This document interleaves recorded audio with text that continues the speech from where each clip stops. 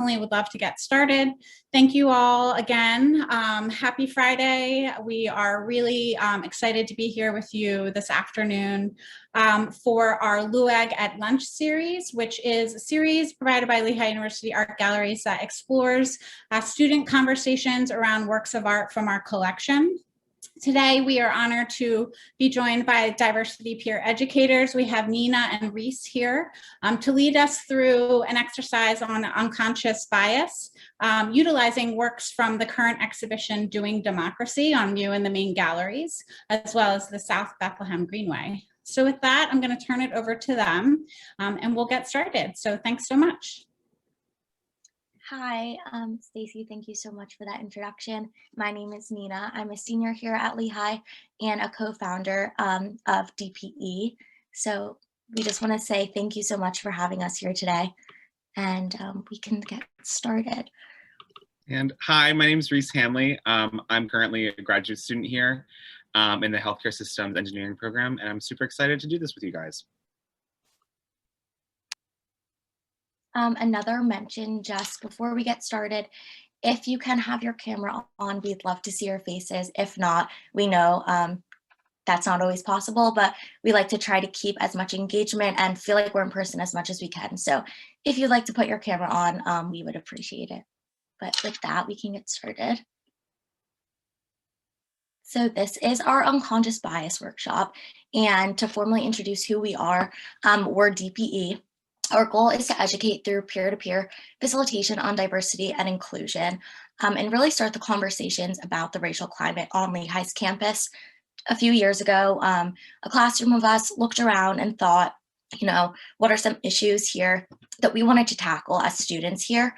And we saw there's so many peer-to-peer facilitation groups that talk about really important topics, and diversity and the racial climate on Lehigh's campus was an absent conversation.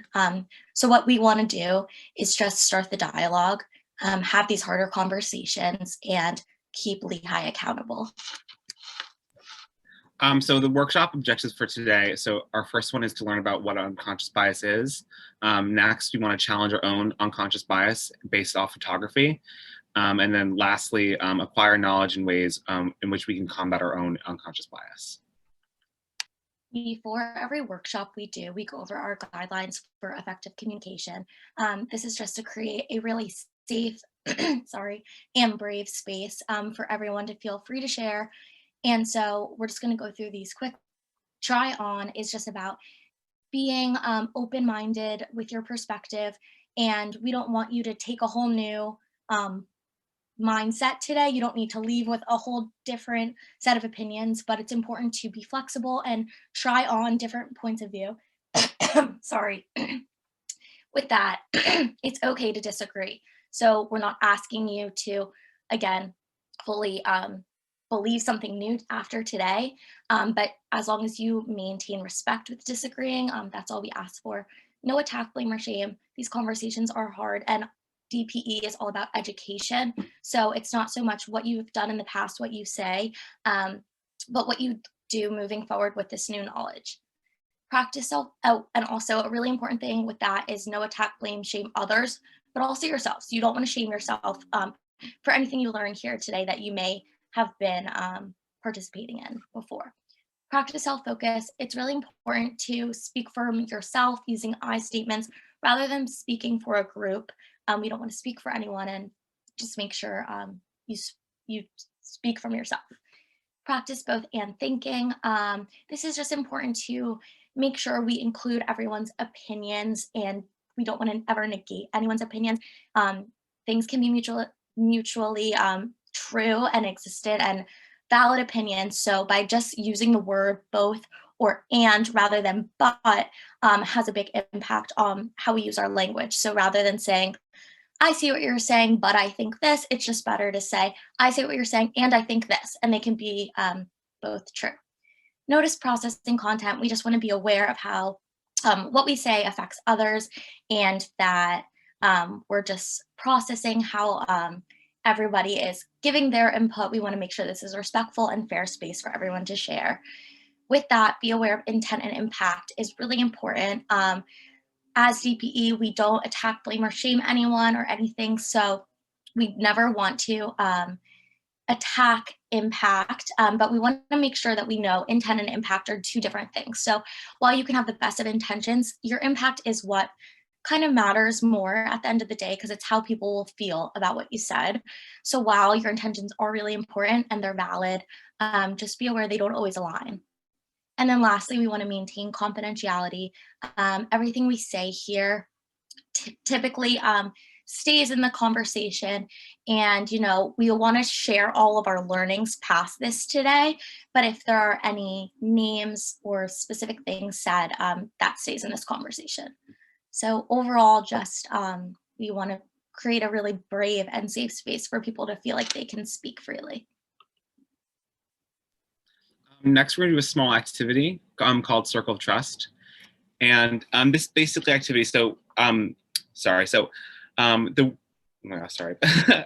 basically I want you guys to take out a pen and paper and write down in one column a list about 6 people that who are closest to you and you trust the most, who are not within your immediate family. So no brothers, sisters, but basically people like your friends and just people you're close with.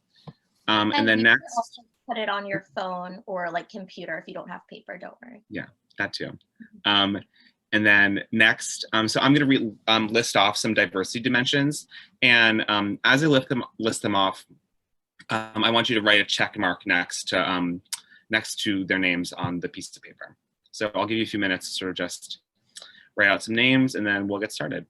So you're going to put the check mark if your identity like coincides with that person. So for example, if I had Reese on my list of people I trust the most, I would put a check mark next to the race category because we both are Caucasian and white. But if I had gender, I would not put a check mark because we don't identify as the same gender. Yeah. Does everyone have their list ready?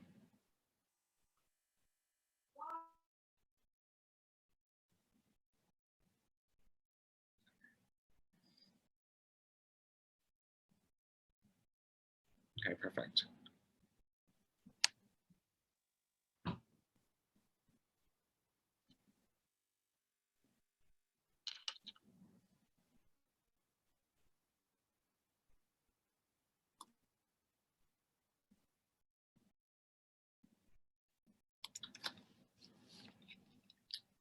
Okay, a few more seconds, and then I'll start listing them off. So the first dimension is race. So like Nina said, if the people in your immediate group people are the same race as you, make sure you leave a check mark. The next is gender. After that is sexual orientation. Then ability, and ability means like, are they disabled, neurotypical, neurodivergent.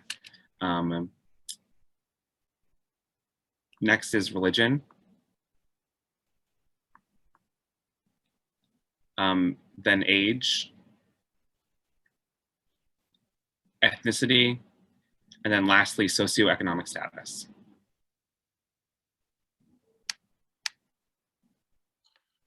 If anyone needs us to repeat one of them, feel free to ask.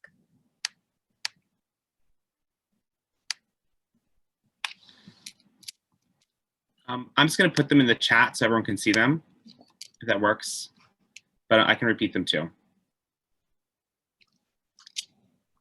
Okay, so hopefully if you guys are done making your check marks, I want to ask you guys, what do you see on either your screen or your piece of paper in front of you? How many, do you see a lot of check marks, not a lot? What are you guys thinking?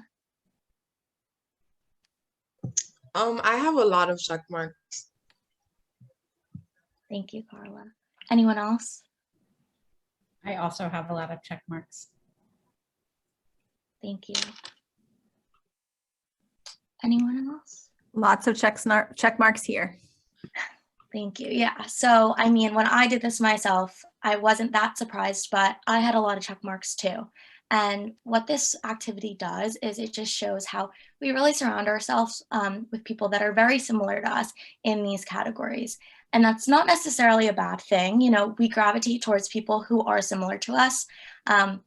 we're not saying that's bad, but it's just really good to be aware of it, because what we're talking about today, unconscious bias, is all about who we surround ourselves with, how we've grown up, and the communities we're in, and who we, talk about these important things with. Because if you're having the same conversation with the same people that are very like-minded to you, you get yourself in a bit of an echo chamber where you're only reinforcing your own beliefs, you're only seeing the same types of things, and it can create certain biases about things you're not as comfortable with, people you're not as comfortable with.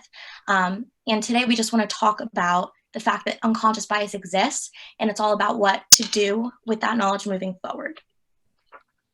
Yeah, so like Nina said, the Circle of Trust activity sort of shows what unconscious bias looks like in our everyday interpersonal lives.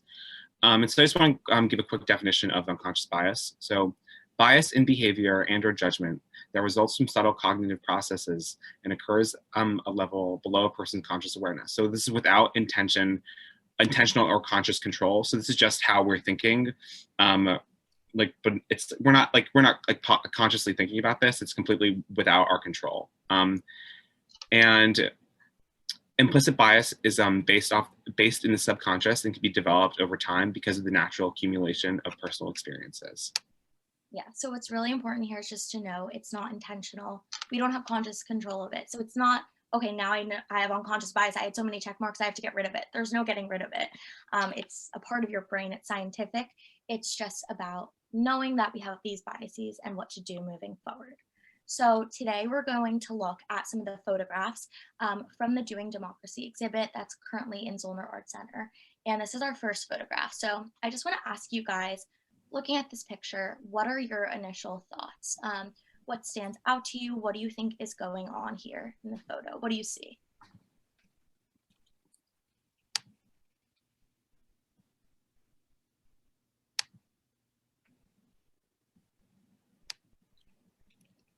There's no right or wrong answer. Just what are you guys looking at?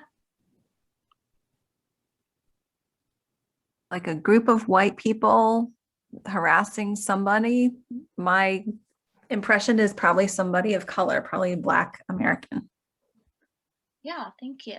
And what do we see with this woman? What do you think she's feeling? What are her expressions showing, her emotions?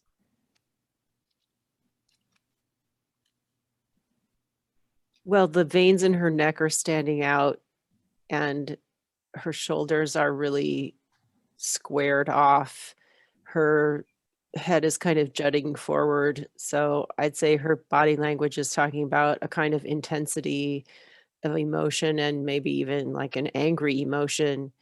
And then there's the man standing to her left with a smile on his face. So that just kind of amplifies the feeling of anger. Yeah, thank you. The veins really popped out. We got the privilege of going to the exhibit in person, and we talked about the veins and how it's really vivid. You can really see the anger in her face. So zooming out of the photo, you get a little more context and you can see what's really going on here. How does your view of the picture now change, seeing maybe the full picture, the dynamic, who she's yelling at? What do you guys see here?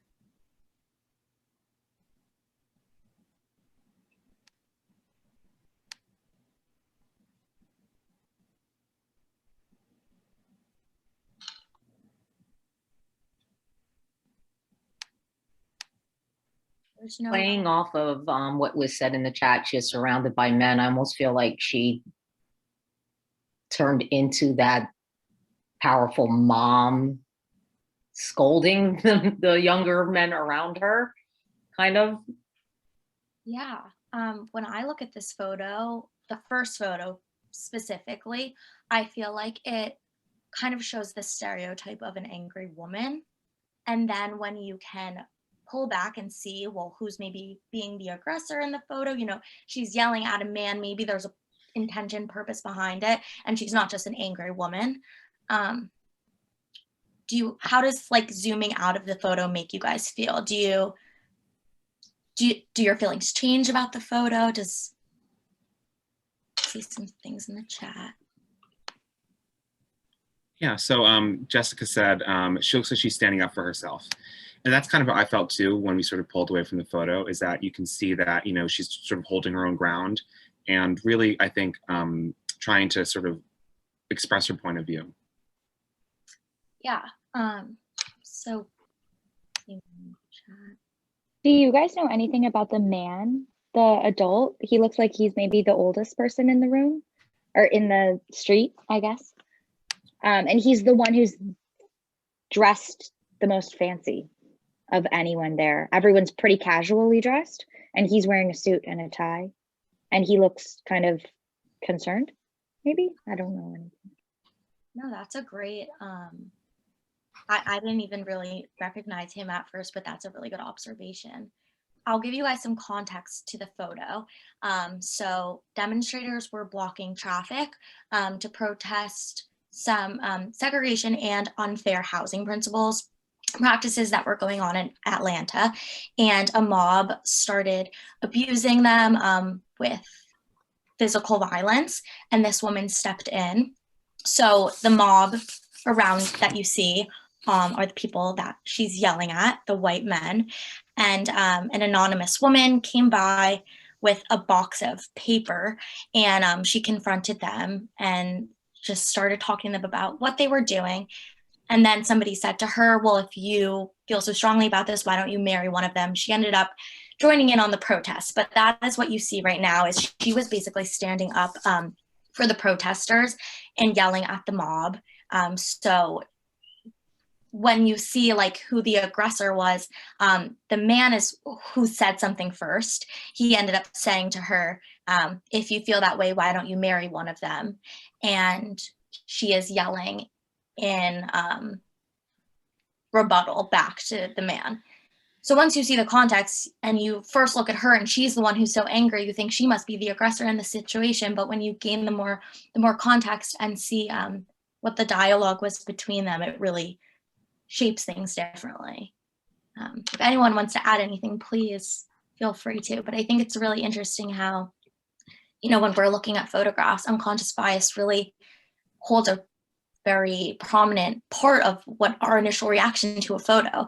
You know, we see this first picture and we think, my first mind just went to the stereotype of an angry woman, and that's how it's portrayed. And then you see, oh, well, she's yelling at a man, maybe he provoked her. And then you get the context, what he said to her.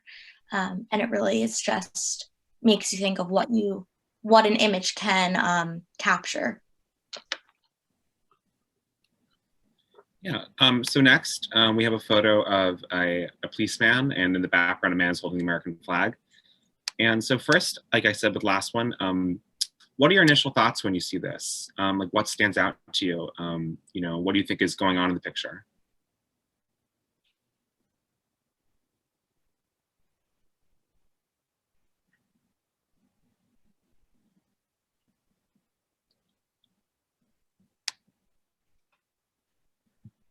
He's dressed for action. Yeah.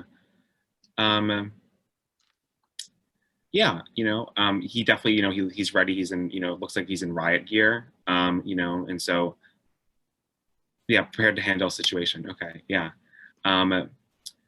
Yeah, and so, and also too, does anyone think of anything in the background? Like, who do you think these people are? Especially one holding the American flag. I feel like you can tell that it's a somewhat dated photo based on what we saw at the Capitol riots, because nobody is carrying a machine gun or wearing helmets or other kinds of armor or things like that. Mm-hmm. Yeah, this photo I think is from 1986. So definitely you're right on the, you know, it's a dated photo. And then I guess one thing I want to ask you guys is, what does the American flag represent to you guys?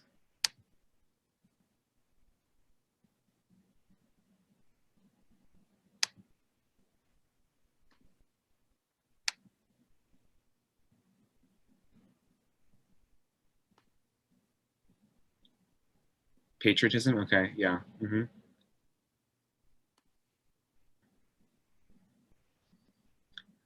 And like, how does that make you feel? Is it like a good feeling? Is it a neutral feeling? Is it a negative feeling?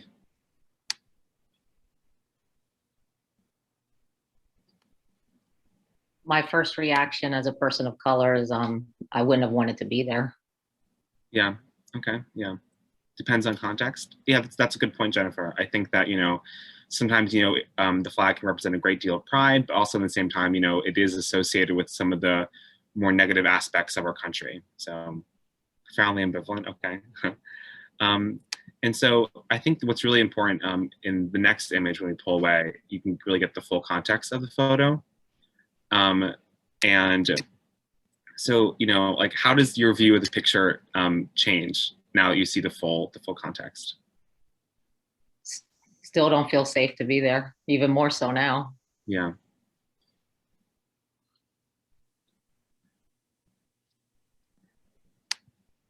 Although, it does look like in terms of their attire, it was taken many years ago. It looks like it could have been taken just recently at the same time, which is pretty terrifying. Yeah, I think that's, we had talked a lot about, like, especially recently, seeing, the Confederate flags when a mob of, terrorists stormed our Capitol, and these images, like, there's still Confederate imagery all across this country and stuff. And so even though this was from, a lot, not even that long ago, it's still not much has changed. And so I guess one thing, we asked is, do you think the cop is still serving the same role now that we've sort of revealed ourselves like away?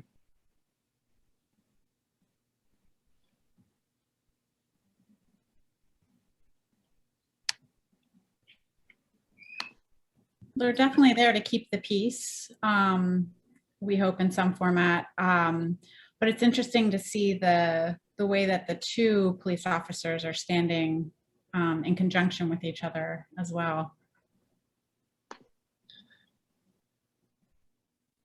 Yeah, so Diana said in the chat, the police have their backs to the marchers, so they aren't concerned about what's going on behind them. And I think that's sort of how I felt too, is that, it's almost like they're protecting them as opposed to sort of trying to keep people out, The one officer to the left sort of looks like confident in a way, and he looks almost proud to be there. And I think that, like, it's, that's sort of where we're still at today. I feel like, you look at some of these, these policemen and stuff, and there, there's reports of white supremacy invading, members of the police ranks and stuff, and it's deeply concerning.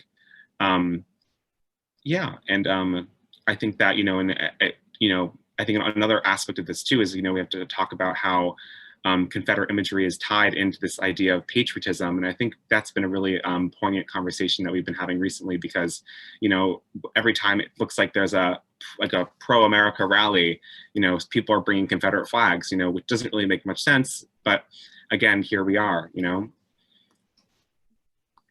I think what's really interesting is when you crop the photo, all you see is the American flag and a police officer, and it shares a whole different side of, you see like the goodness in the American flag. I don't know if that's a word, but you see like what it's supposed to symbolize, and then uncropping the photo, seeing it with the Confederate flag, for me personally, is what ties that seeing them together is what ties my idea of what the American flag has kind of turned into. While I don't think that that's what the American flag should symbolize, and I know, it should not tarnish our great country or anything, but it's just interesting how seeing it by itself and then seeing it with the Confederate flag, in my mind, has started to make more sense because I've seen it so much like that. So it's just a really interesting thing I think, to look at. But we're going to get into our next photo. And I want to ask you again the same question. What are your initial thoughts? What are you seeing? Who are the people in this room? What do you guys think is going on here?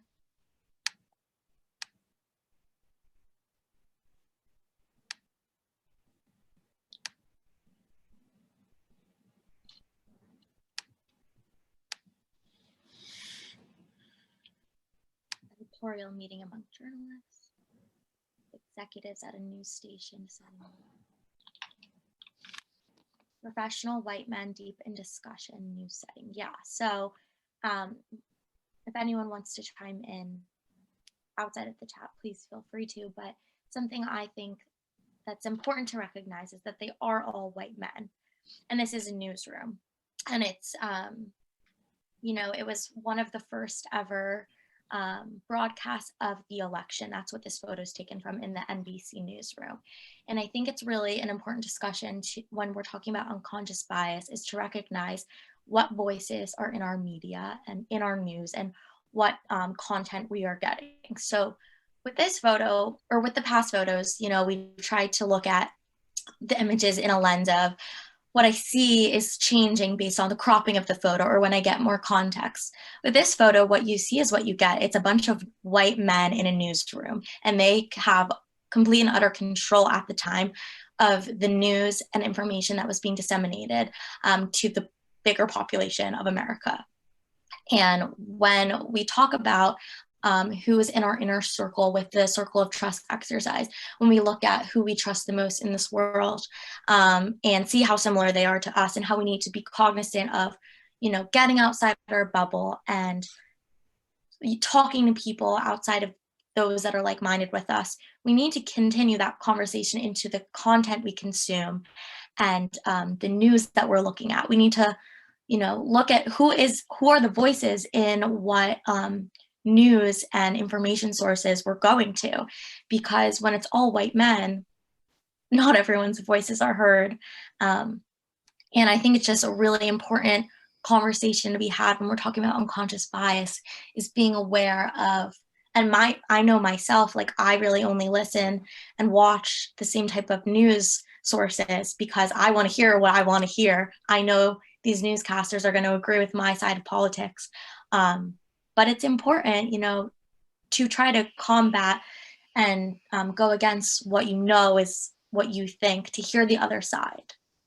So if anyone wants to give input on that discussion, I think it's a really fascinating one to just be had about the control these people have in this room, and the effect they have on our biases.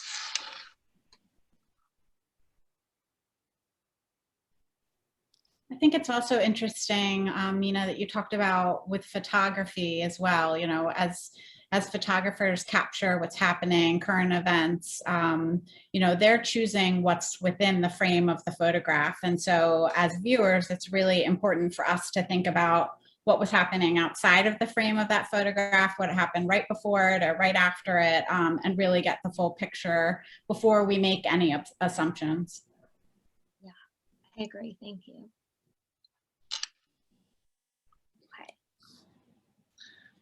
Yeah, and so now that we're sort of done looking at the photos, I want to ask you guys, now that you know that unconscious biases exist, you know, what now?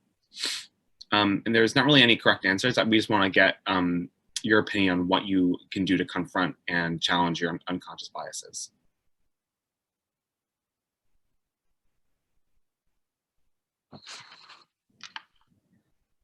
Feel free to just guess. You know, as we said, there's no correct answer. So just what do you think you could do?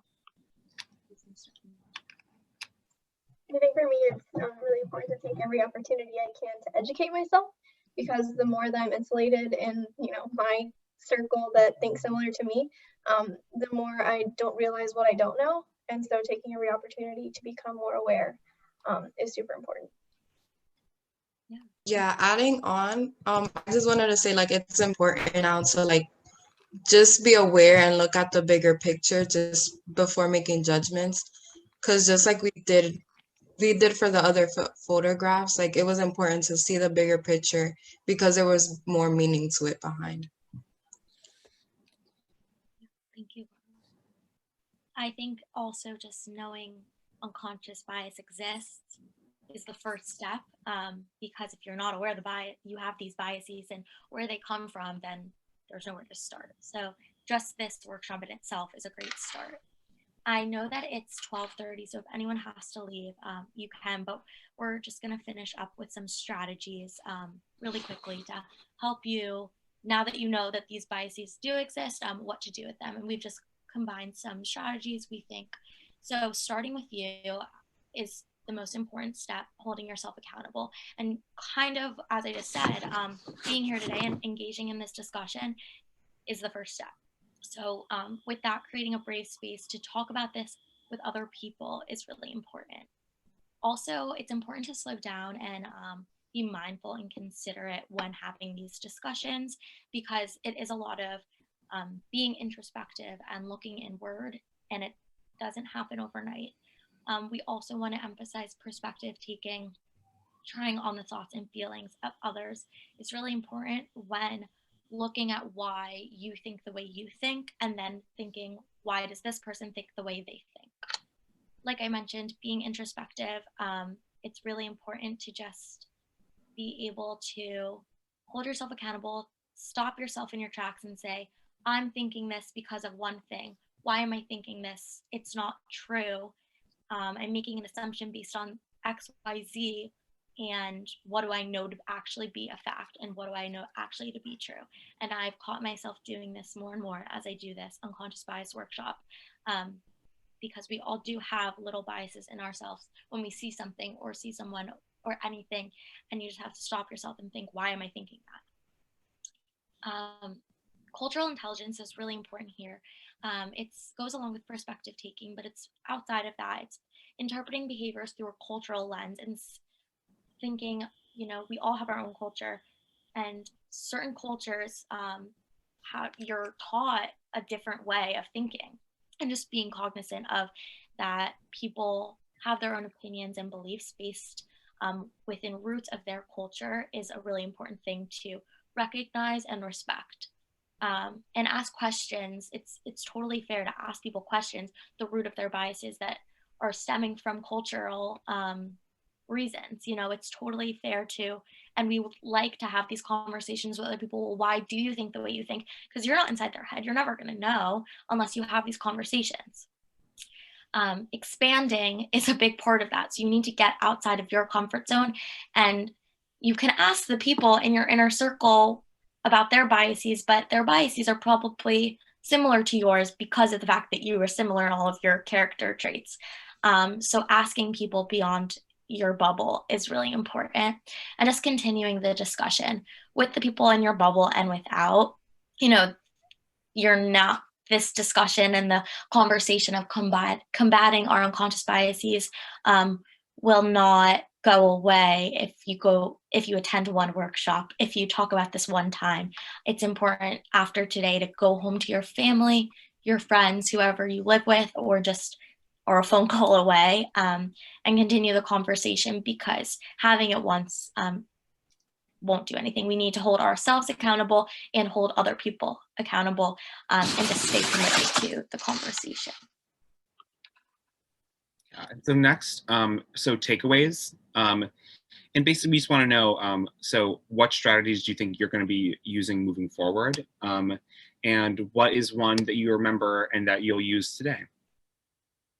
And any takeaways from looking at the photographs as well, just anything you took away from this workshop. Yeah. Anything you learned about yourself, please let us know.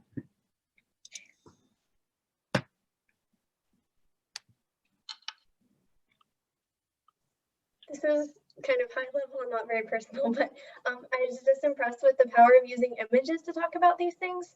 It's just kind of like a sounding board to start conversations. That's really cool.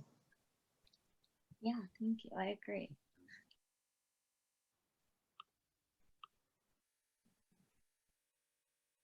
Thank you. Thanks, Jen.